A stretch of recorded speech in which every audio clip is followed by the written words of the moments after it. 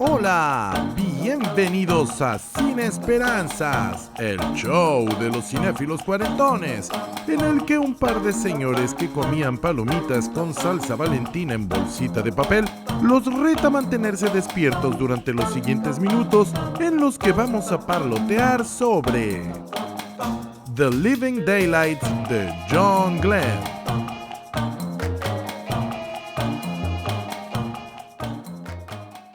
Bienvenidos, estamos aquí reunidos una vez más para celebrar nuestro amor por el cine y en esta ocasión sus amigos y seguros servidores, los cinéfilos cuarentones que dan nombre a este podcast, Fernando Carrillo Finke y Paquito Rodríguez, continuamos con la saga del 007, una película a la vez y que ya con este tiene 15 partes. Eso, por supuesto, sin contar que toda la saga de Daniel Craig ya fue abordada en el pasado y no le estoy contando. Por fin llegamos al tan esperado episodio 15, The Living Daylights, que en México lo vimos con el título de Su nombre es peligro, y cuyo título en inglés es una expresión casi intraducible que dice To scare the living daylights out of you, lo que significa algo así como matarte de un susto o meterte un susto muy fuerte. Es imposible de traducir, así que me parece que cualquiera de los títulos que ha tenido en español funciona. En España se le conoce como alta tensión. Y me parece que es un cuento que aparecía en la compilación Octopussy and the Living Daylights o algo así se llama. Por no variar, solamente tomaron el título de pretexto. Por fin, entonces, estamos aquí. Esta es la primera de dos películas que hizo el actor galés con antecedentes shakespearianos, Timothy Dalton, cuya carrera inició en 1967 en la televisión. De hecho, fue invitado en la serie de televisión estadounidense de Los Ángeles de Charlie. Y además apareció también en un papel de reparto, pues un papel de reparto, pero importante, en la psicodélica adaptación de 1980 del clásico serial Flash Gordon, que fue dirigido por Mike Hodges, repito, en 1980, y en donde compartió la pantalla con Max von Sydow y Sam Jones. Pues sí, la historia de cómo llegó al papel es interesante. En el casting se presentaron tres actores. Bueno, no se presentaron más, pero esos fueron los tres que consideraron. El neozelandés Sam Neill, que todavía no había hecho A Cry in the Dark de Fred Schepisi y que se estrenaría un año después, en 1988, una película que lo mandó al estrellato. Obviamente tampoco había hecho Jurassic Park, naturalmente. El irlandés Pierce Brosnan, que en ese entonces era muy famoso por una serie de televisión que se llamaba Remington Steele. Esta creación de Robert Butler y Michael Gleason corrió de 1982 a 1987. Y el tercer elemento es el antes mencionado galés. El primero en ser elegido por Michael G. Wilson, del que hemos hablado mucho, ya ven este muchacho que guionista, productor y que siempre sale en todas las películas, es el que más créditos en pantalla tiene en las películas, en las sagas de Bond. Tenemos a Bárbara Broccoli, es la heredera, junto con Michael G. Wilson, y tenemos a John Glenn, que es el director y que ha sido el director de las últimas películas del 007. Finalmente, perdón, me estiré mucho, pero ellos eligieron a Sam Neill. Sam Neill, pero una terminante negativa de parte de Albert Broccoli lo sacó de la terna y pues nomás dijo que no lo quería. Y bueno, pues entonces el siguiente elegido fue Pierce Brosnan. Nada más que resulta que la última temporada de Remington Steele iba a ser filmada. Él tenía por ahí una cláusula en su contrato de 60 episodios, no sé cuánto, pero él tenía una cláusula, él te tenía que terminar Remington Steele, y Albert Broccoli otra vez dijo, Remington Steele no va a ser James Bond. Así que también le dieron aire. Y fue un poco triste porque creo que solo alcanzaron a filmar como 6 episodios de esa temporada de la serie. Así que Dalton fue el último que quedó y el que se llevó el papel, cosa que yo personalmente agradezco. No es mi Bond favorito, pero sí creo que es uno de los mejores Bonds. No es mi favorito porque yo ya quedé casado y yo ya soy imparcial con Sean Connery, pero sí creo que es uno de los que mejor ha representado o mejor dicho, es uno de los que ha hecho uno de los trabajos más interesantes como el 007. Dalton, como dato curioso, había declinado el papel cuando se le ofreció originalmente en 1969, porque Sean Connery ya no iba a ser James Bond nunca jamás. Por eso se llama la otra película de la que hablamos la vez pasada, Never Say Never Again. No, en la antepasada, perdón. Y pues bueno, él iba a ser el James Bond del Servicio Secreto de Su Majestad, papel que rechazó porque se consideraba muy joven y que terminó en manos de George Lazenby, que solo lo hizo una vez. Brosnan tendría finalmente su oportunidad en 1995 cuando finalmente recibió el papel para GoldenEye, película que abordaremos en su momento.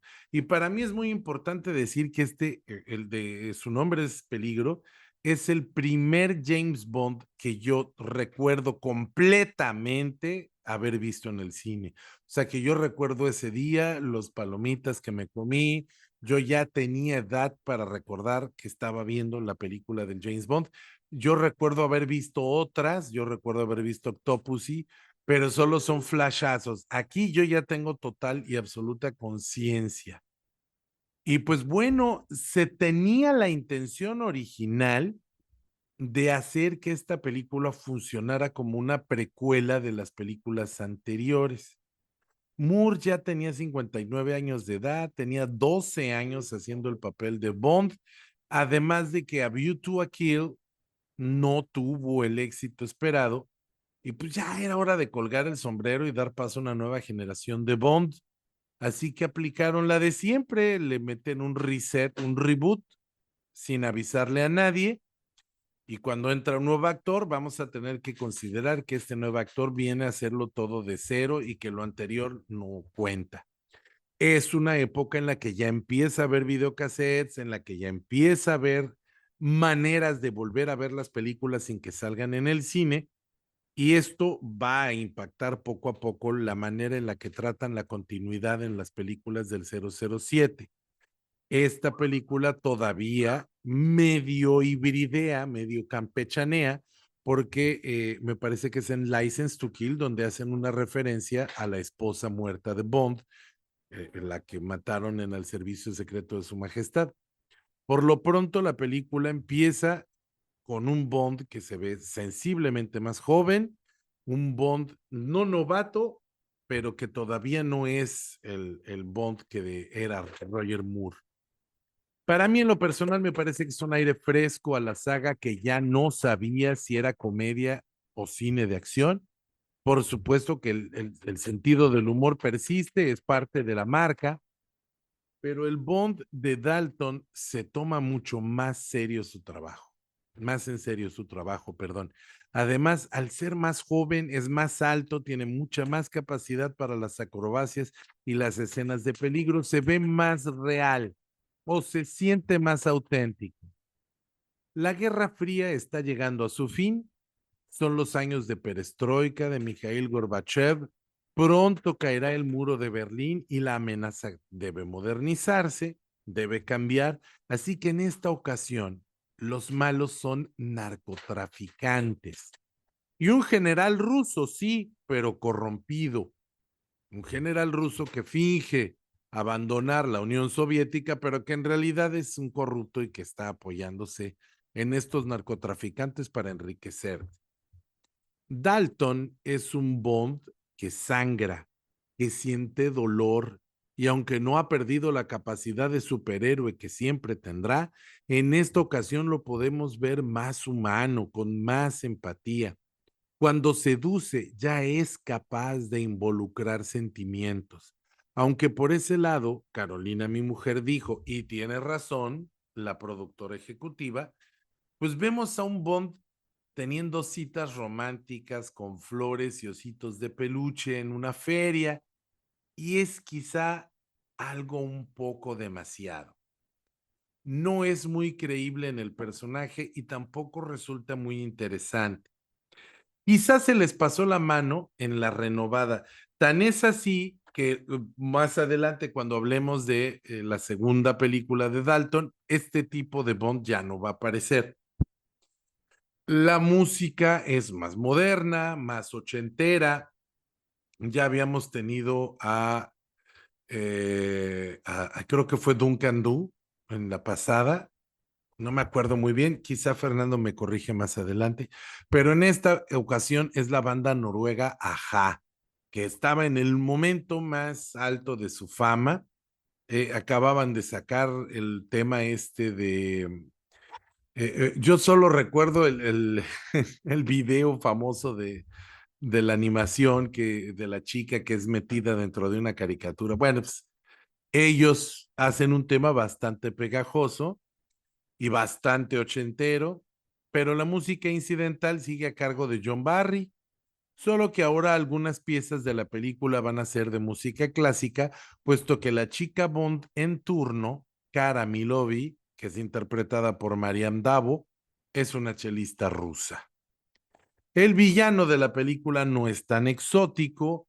¿Acaso será el más realista? Es un asesino espía de la KGB llamado Necros, que es interpretado por Andreas Wisniewski, un actor de Alemania Oriental, que repetirá el papel casi verbatim en la película de 1988, o sea, del año siguiente, Duro de Matar, Die Hard, de John McTiernan. Es un asesino súper entrenado al nivel de Bond que utiliza gadgets especiales y resulta ser una especie de 007 de la KGB. No muy interesante, aun cuando reconozco que su papel está en línea y congruente con el estilo que se adoptó en esta nueva iteración de la gente con licencia para matar. Pero vamos a escuchar la opinión de Fernando Fink, nuestro amigo especialista en 007 y para quien también esta es una de las películas que seguramente ya vio en el cine, o sea que ya nos empiezan a resultar más directamente entrañables. ¿Tú cómo la viviste, Fernando? Hola Paquito, hola amigos que nos escuchan, muchas gracias por aquello de especialista. Yo la verdad trato de ser lo más conocedor de Bond posible y el estar comentando contigo en este podcast las películas de James Bond ha resultado sumamente enriquecedor en esa búsqueda personal mía de ser cada vez más conocedor del 007.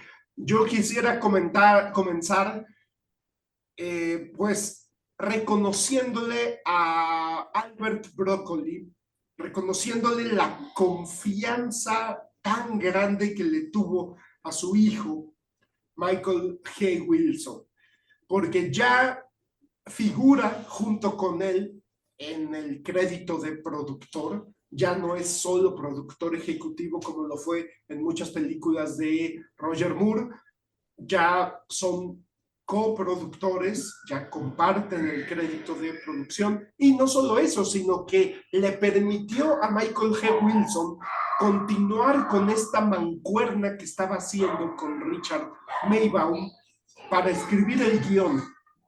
Y creo yo que fue un voto de confianza, de aplaudirse hacia Albert Broccoli, porque las últimas películas de 007 no tenían muy buenos guiones que digamos, Solo para tus ojos, Octopussy y A View to a Kill, de las cuales ya hablamos, que además fueron dirigidas por el director de The Living Daylights, John Glenn. Entonces yo le aplaudo de una manera con mucha admiración a Albert Broccoli, porque tuvo la visión de seguir confiando en la mancuerna Richard Maibaum y Michael G. Wilson como guionistas y en el director John Glenn. Y bueno, creo yo que fue algo lógico en su momento. Ahorita a mí me sorprende porque pienso que son películas no muy buenas las que había dirigido John Glenn y que habían sido escritas por Maibaum y por Wilson y que habían sido protagonizadas por Roger Moore, que hacía lo mejor que podía, pero que francamente las películas no estaban a su altura. Sin embargo, a nivel económico, fueron películas que resultaron bastante exitosas en taquilla. Entonces, bueno, ahora que lo pienso, pues no fue ninguna obra de visión artística o de una lealtad personal por parte de Albert Broccoli hacia su equipo, sino que como dicen, si no está roto, ¿para qué lo arreglas? Y en ese sentido, mantuvo el equipo de trabajo y porque estaba resultando negocio. La última película fue de 1985 y The Living Daylights es del 87. O sea, realmente lo único que se cambió fue al actor y él, junto con el actor, el tono de la película. Y como bien nos dice Paquito, hubo un giro junto con el cambio de actor. Estamos viendo a un 007 que, como bien nos dijo Paquito, se toma en serio su trabajo, que lo vemos ser más duro, más intenso.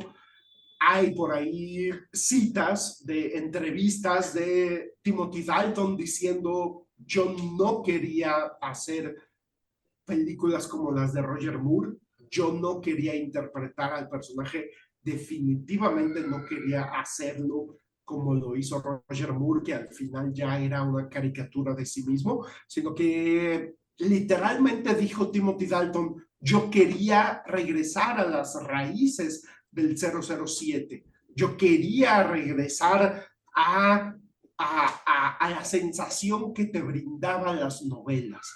Eso dijo literalmente. Y yo que he leído algunas novelas, no muchas, pero quizá como unas 3, y he leído algunos cuentos cortos, entre los cuales está incluido el cuento corto de The Living Daylights, escrito por Ian Fleming. Considero que sí le da al clavo Timothy Dalton, que sí esa expresión en su rostro de que se toma en serio su trabajo, de que sabe que está viviendo al límite, sabe que en cualquier momento puede morir. Creo yo que lo transmite Timothy Dalton y en efecto me recuerda a ese Bond que he leído en algunas novelas de Ian Fleming y creo yo que es magnífico. Creo yo que es un cambio digno de sorpresa, como John Glenn había hecho esas dos películas tan medianas como lo son Octopussy y A View to a Kill, que para mi gusto son el punto más bajo de la franquicia. Sobre todo A View to a Kill me parece una película aburrida, ya platicamos de ella. Y a mí me impresiona cómo fueron capaces de darle un giro. La película de The Living Daylights desde un principio resulta elegante, la dirección, el diseño de producción, la música que es de John Barry, pero que es un poco más oscura, un poquito más misteriosa, toda esta secuencia que conforma básicamente lo que es el cuento de The Living Daylights, que es cuando Bond tiene que matar a un francotirador para salvar a un agente de la KGB que se quiere escapar, que quiere desertar y tiene que matar a un francotirador que fue contratado para matarlo. Y cuando se da cuenta que es una mujer, que es una chelista, que Bond había visto ya desde hace varios días, decide no matarla y falla deliberadamente. Y su compañero, el que estaba con él en el cuarto de hotel donde iban a llevar a cabo esta misión de asesinato, pues tiene que reportar que Bond falló a propósito y en el cuento lo dice literalmente, fallé porque era una mujer. Y hasta ahí termina el cuento y me parece un cuento muy inteligente, muy atractivo. Sin embargo, el trabajo que hicieron Richard Maybaum y Michael G. Wilson para construir un argumento de largometraje a partir de esa anécdota, me parece genial. Me parece que hicieron un buen guión de 007 que ya no es tan autoparódico. Sí está la cuestión que nos comentaba Paquito y que nuestra productora ejecutiva Carolina González mencionó, que de repente salta un poquito ver a Bond en una cita romántica y verlo tan sonriente y con una cara de ternura, verlo tan como enamorado.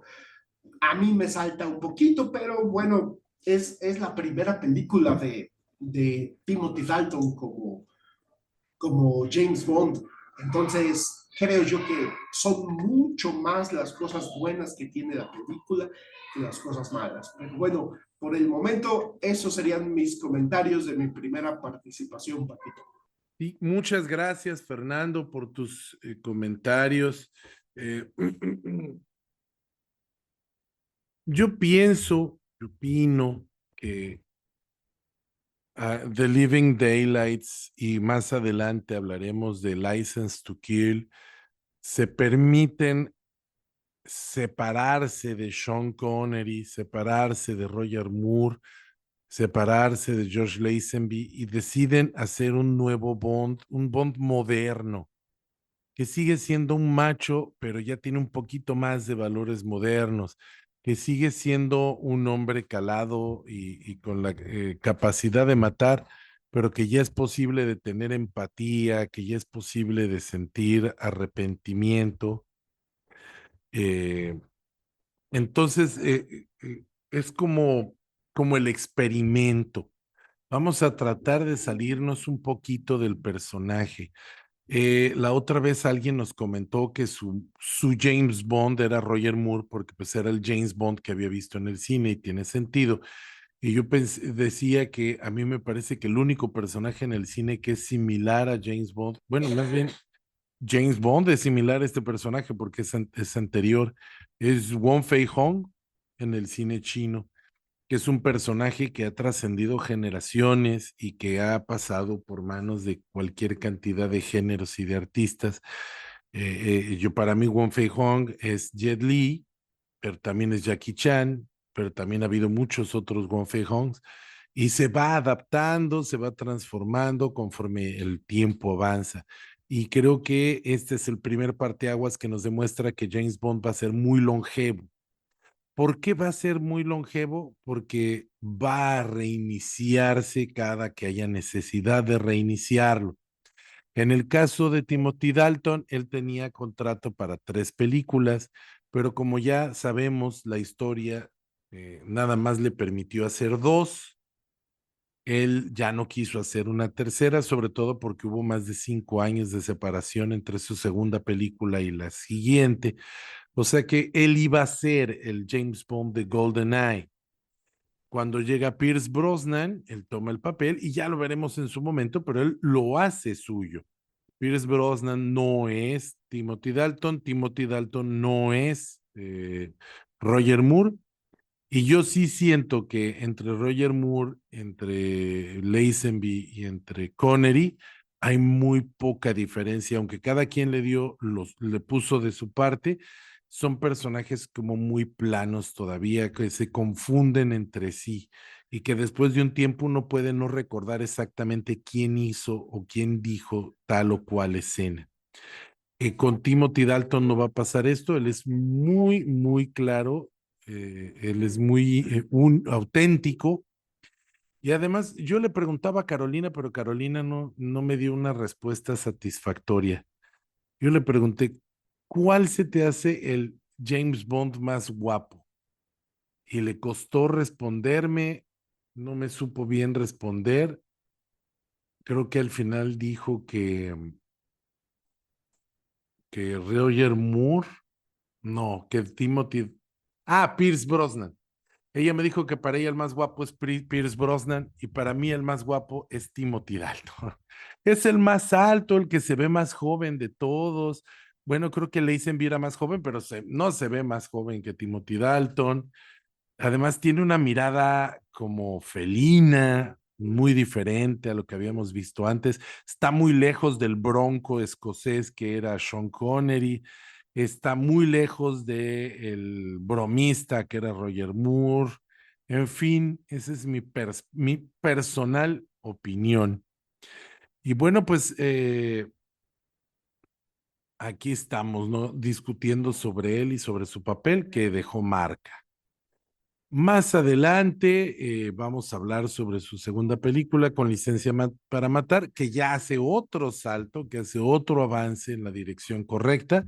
Y pues como ustedes ya lo saben, entramos a la sección favorita de algunos, la gustada sección de los gadgets. En esta película tenemos un avión de simulacros. Empezamos viendo al 002, al 004 y al 007 teniendo una reunión con M y presionan un botón y esta oficina resulta que es un avión que sobrevuela Gibraltar y estos agentes se avientan en una misión de entrenamiento de rutina que va a tener un giro fatal. También hay un camión que es parte del simulacro, un camión en el que Dalton Bond alcanza a un asesino, al asesino que mató al 002 y al 004, y empiezan a pelear indefinidamente y logra saltar de ese jeep antes de que explote con el asesino dentro. Tenemos el Walter WA-2000 que durante la deserción de Koskov, es una deserción fingida, Bond usa este rifle para dispararle a Cara, como nos comentó Fernando, un tiro que es fallado adrede. El arma tiene una mira de rayos infrarrojos y una lente telescópica y puede utilizar balas de punta blanda o perforantes. Tenemos las gafas de visión nocturna mientras Bond prepara su toma durante la deserción de Koskov. Saunders, su colaborador de la CIA, usa estas gafas de visión nocturna para ver qué sucede y observar a Bond trabajar. El tubo de limpieza. Bueno, ese no es un gadget, pero lo utilizan como si lo fuera. Es un tubo para transportar petróleo o gasolina más bien. Es un oleoducto transiberiano y pues lo utilizan para sacar al general Koskov de Rusia. Em, También tenemos un dispositivo que se llama el Ghetto Blaster, que es más como un dispositivo de broma, que es una boombox americana gigante que dispara por un costado un cohete. Y el mismo Q dice cuando la presenta como algo que están desarrollando para los estadounidenses. Ese sí es un boombox. Están las botellas de leche explosivas. Necro al infiltrarse en la casa de seguridad del MI6. Él se disfraza de lechero, lleva varias botellas de leche que son en realidad artefactos explosivos y los utiliza para recuperar a Koskov, que en realidad, bueno, ya no les echaré a perder más la película. Está el llavero de Bond, y ese llavero está inspirado en unos llaveros que estaban muy de moda en la época, que tú les chiflabas y sonaban pirilipip, pirilipip. Entonces, si perdías las llaves, nomás tenías que silbar y ya sonaba pirilip, pirilip. Pues este llavero tiene la característica de que si silbas los primeros compases de Rule Britannia, dispara una nube de gas paralizante que desorienta a cualquier persona normal durante 30 segundos. Además, contiene también una ganzúa que abre el 90% de las cerraduras del mundo y finalmente se puede convertir en un artefacto explosivo cuando Bond hace un silbido preprogramado. El vehículo de Bond es un Aston Martin V8, es el último Aston Martin de Bond, bueno, el último hasta ahora. Contiene una gran cantidad de dispositivos acondicionados para invierno, o sea, tiene láseres en los rines, una visualización en pantalla que sincroniza el lanzamiento de 2 misiles Stinger, un sistema de estabilizadores en los neumáticos, clavos para darle al auto tracción en la nieve y en el hielo, un motor de cohete para darle al auto un impulso adicional, y por último, el coche cuenta con un botón de autodestrucción que, naturalmente, Bond utiliza. El arma de armadura. El personaje Brad Whitaker usa esta arma con armadura para intentar matar a Bond durante su secuencia en la batalla final. Aunque Bond no puede destruir el escudo protector, usa su llavero para matar a Whitaker. Y pues así llegamos al final de la sección de los gadgets y yo termino mi segunda participación de The Living Daylights. Su nombre es Peligro. ¿Tú qué piensas, Fernando? ¿Ya me volví loco? ¿Te saqué los Living Daylights? Gracias, Paquito. No, de ninguna manera me asustaste, de ninguna manera me sacaste un susto, ni creo que estés loco. Al contrario, me parecen muy acertados tus comentarios, coincido al 100%, y yo también pienso que Timothy Dalton es el más guapo, es el más elegante. Y como tú dices, está muy lejos de ser el bronco escocés que fue Sean Connery, está muy lejos de ser el Bond divertido que fue Roger Moore. Le dio un toque especial, definitivamente le dio un toque especial. Y como tú dices, entre Connery y la Lazenby no hay mucha diferencia. A mí me gusta más la Lazenby, pero sí, coincido, de repente se pueden confundir.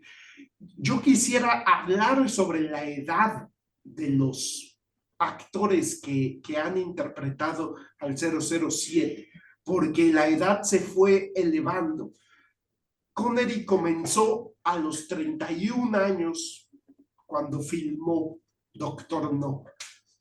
Lo veíamos muy joven, se veía una gente que joven pero no chavito, o sea, un espía que ya tiene edad para ser un agente 00, es decir, un asesino a sueldo al servicio secreto de la corona británica. Ya tiene edad para llegar a ese estatus y se le nota, se le ven sus 30 años de edad, 31, 32. George Lazenby tenía exactamente 30 años cuando se estrenó la película. Entonces tenía unos 29 cuando la filmaron, y también pienso yo que los luce, que sí se ve de 30 años, no se ve jovencito, se ve ya alguien ya de 30 años, ya con una edad en la que lleva bastante carrera en el espionaje, ¿no?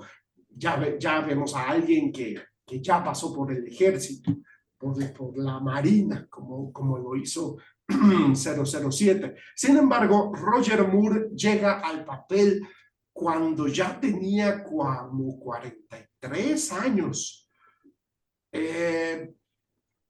Y creo yo que se nota, pero a mí no me molesta. O sea, en Live and Let Die, cuando lo vemos, creo yo que hasta se ve más joven, no se ve de 40, se ve como de 30 y tantos.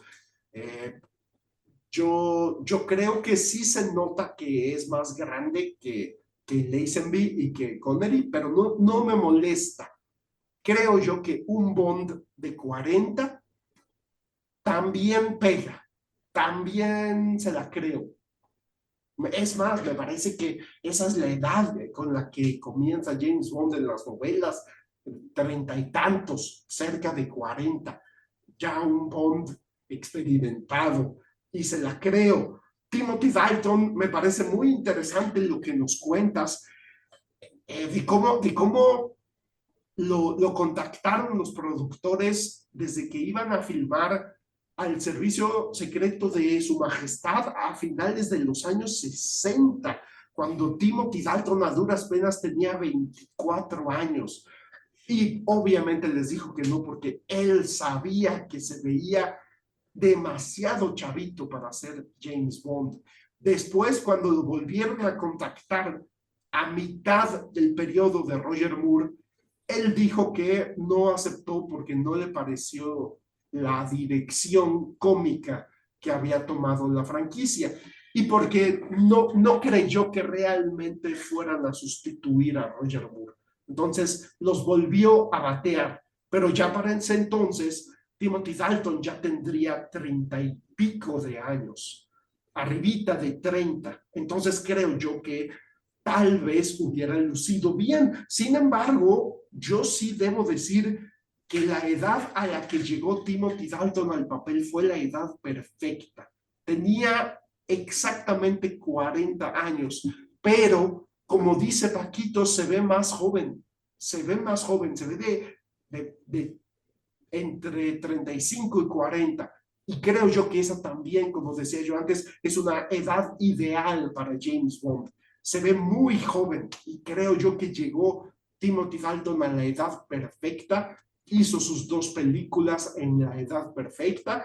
Desgraciadamente después de su segunda película vino este super mega litigio que retrasó la producción de James Bond durante 6 años, y ya cuando lo contactaron para la película de GoldenEye, Timothy Dalton dijo, no, gracias, ya estoy muy grande. Tuvo la sensatez de ya no interpretar a un Bond casi cincuentón o cincuentón.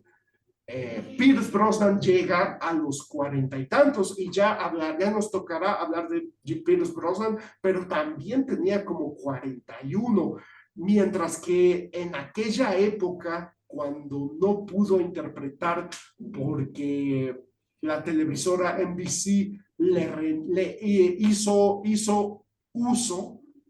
utilizó la cláusula que tenía a Brosnan contratado por 60 y tantos capítulos y dijeron, no, ¿saben qué? Queremos hacer más capítulos de Remington Steele. Ahí Pierce Brosnan tenía 30 y tantos, estaba como a mediados de sus años 30. Sin embargo, también pienso que fue un acierto del destino, del universo, que Brosnan no haya podido hacer el papel de 007 en el 87, perdón. Creo que cada actor llegó en el momento adecuado y Brosnan llegó ya después, ya cuando tenía 40 años, y creo que fue muy acertado que la manera en la que lucía, al igual que Timothy Dalton, al igual que Roger Moore, al igual que Lazenby, al igual que Sean Connery y al igual que Daniel Craig, que llegó al papel a los 38. Y creo yo que a Daniel Craig sí se le notan los 38, porque tiene un rostro que sí se le nota la edad. Él, pienso yo, que no es traga años como lo son Brosnan y Dalton, y hasta cierto punto Roger Moore. Creo yo que a Daniel Craig sí se le veían los 38, pero creo yo que los trabajaron bien a un Bond de 38, así como trabajaron excelentemente a un Timothy Dalton de 40 años que lucía menor, que lucía de 30 y tantos.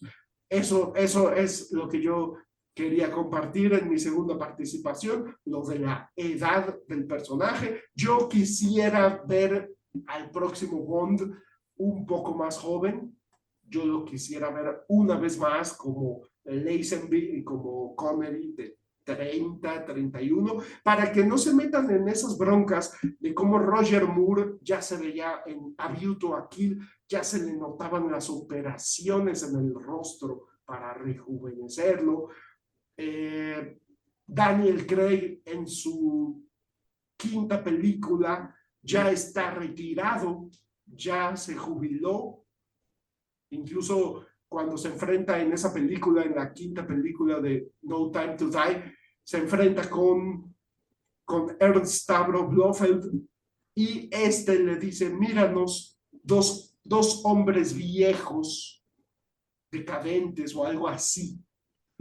Y pues claro, porque ya se ve grande. Y incluso en su tercera película, Daniel Craig hasta hacen chistes de que ya está grandecito para andar en esos trotes. O sea, ya desde su tercera película ya le hacen chistes de que es un dinosaurio. Entonces, Timothy Dalton creo que llegó en la etapa perfecta, pero solo hizo 2 películas y por eso creo yo que la libró tan bien, porque lo hizo cuando lucía mejor, cuando lucía como el 007. Y ese es un gran acierto para mí y con esto concluyo mi segunda participación. Gracias, Fernando. Pues muy buena participación. Oye, y otro actor joven al que no le tocó ser 007, pero que estuvo ahí en la terna cuando Daniel Craig es Superman, Henry Cavill. Qué barbaridad. ¿Cómo se me pudo olvidar? Bueno, Henry Cavill era un candidato a ser 007 y yo no sé si él lo rechazó o si más bien la perdió, pero pues no fue. Pero Henry Cavill ha de haber tenido como veintitantos años cuando se le ofreció el papel. Así que sí han coqueteado con eso en otras ocasiones y siempre han preferido regresar a un actor joven. Pero Henry Cavill ya tiene 40, ya podría ser James Bond, solo que nunca han elegido para James Bond a un actor que sea tan reconocible. Y Henry Cavill no solo es reconocible por ser Superman, sino que también hizo The Witcher, también estuvo ahí en Misión Imposible. Entonces ya está un poquito más difícil que se vayan a atrever a hacer un James Bond con Henry Cavill. Yo solo quiero que este nuevo Bond sea como sea congruente con el personaje y no con los valores culturales que estamos viviendo, porque eso que han inventado de que quieren hacer un James Bond afrodescendiente o un James Bond mujer, pues es ridículo y no agrega nada a a la discusión, porque pues James Bond no es mujer y ya. A mí se me hace más relevante hacer un producto definitivamente diseñado para la mujer o para o para la población afrodescendiente. Eso se me hace más relevante. En fin, no sabremos hasta que lo tengamos. Además, cuando salió este Daniel Craig, pues todo el mundo lo criticaba porque era güero, hasta que cualquier rasgo que se salga de la norma, pues nos va a parecer incómodo. Quiero aprovechar este momento para mandar saludos, como siempre, a Carolina González, pobrecita. Ella hace un esfuerzo muy grande porque yo estoy aquí grabando mientras ella está cuidando al niño o está haciendo cosas en la casa que yo debería de apoyarla. Y es la cooperación de ella para con este programa, por eso la llamamos nuestra productora ejecutiva. Le dedico, como siempre, este programa a ella y a mi bebé. mi hijo que cada vez está más grande y que espero esto sea algún día testimonio del cariño que le tiene su papá, porque es un podcast que empezamos antes de que él naciera y durante el embarazo y pues ahora durante sus primeros meses y años de vida. Muchísimas gracias a Víctor Domínguez, que se está echando la serie de 007 una por una. Muchísimas gracias a Fernando Rivero, a Briseidi Torres, a Omar López es el primero que le pone like al programa en Facebook y no nos abandona. Un saludo a los hackers que nos querían transar la página de Facebook con, con sus mensajitos evidentes y obvios. Un saludo a esa gente que se toma la molestia de querernos hackear la página. No ganamos ni un centavo, así que pues, no tienen mucho que extorsionar, ¿no? Muchísimas gracias a todos los que nos escuchan. Les recuerdo que estamos en YouTube, estamos en Facebook, estamos en Spotify y ahora también estamos en Instagram, aunque no me parece muy buena plataforma, pero pues yo por estar en todos lados lo subo también a Instagram. Nada más es poner un clic, entonces no veo mayor problema. Pues muchísimas gracias de nuevo por la atención prestada y yo me despido con mi cliché. Hasta la próxima.